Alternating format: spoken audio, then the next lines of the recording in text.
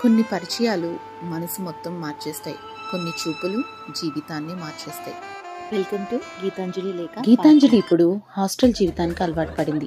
చిన్న చిన్న చిలిపితనాలతో అందరితో కలిసి నవ్వుతూ చదువుతూ ఆమెను అందరూ ఇష్టపడే అమ్మాయి అయింది. కాలేజీలోకి కొత్త కెమిస్ట్రీ లెక్చరర్ వచ్చాడు శ్రీకర్. 24 ఏళ్ల వయసు, కానీ బోధనలో ఓ మాధుర్యం, మాటల్లో ఓ గౌరవం.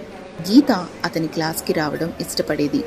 ఆమె అందరిలా చిలిపిగా ఉండేది, కానీ మనసు మాత్రం బంగారంలా స్వచ్ఛమైనది. ఒకరోజు శ్రీకర్ బర్త్డే రోజున గీత ఒక చిన్న లేఖ ఇచ్చింది అతనికి. అందులో తను I like you Srikar sir అని రాసింది. శ్రీకర్ ఆ లెటర్ చదివాడు, నవ్వుకున్నాడు.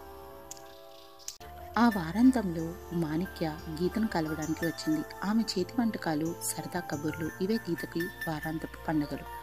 ఎప్పుడు వచ్చిన మాణిక్య గీతకి మాత్రమే కాకుండా తన ఫ్రెండ్స్కి కూడా ఫుడ్ తెచ్చేది.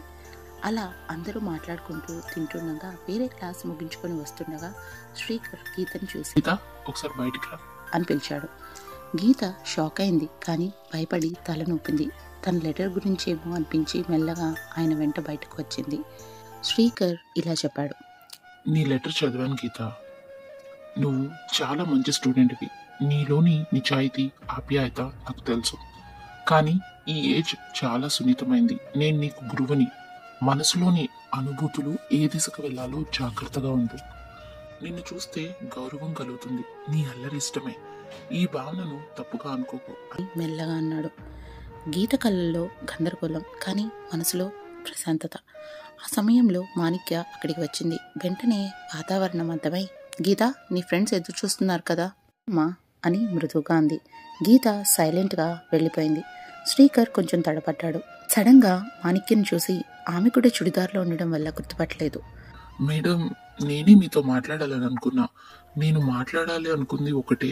ఆమె మనసులో అమాయకత్వం ఉంది, కానీ చెప్పాలంటే నాకు కూడా ఆమెపై ఇది అని చెప్పలేని భావన ఉంది. గౌరవమైనది, లోతైనది. నేను ఆ భావనని దూరంగా ఉంచడానికి ప్రయత్నిస్తున్నాను అని అన్నాడు. మాణిక్య మెల్లగా నవ్వింది. సార్, నాకు మీ నిజాయితీ అర్థమైంది. గీత చిన్నది, ఈ వయసు కలలు కనే వయసు. ఆమె మనసులో కలలు ఉండాలి, కానీ గాయాలు కాకూడదు. మీరు దూరంగా ఉన్న దారి చూపించండి, అదే మీ నిజమైన ప్రేమ అంది.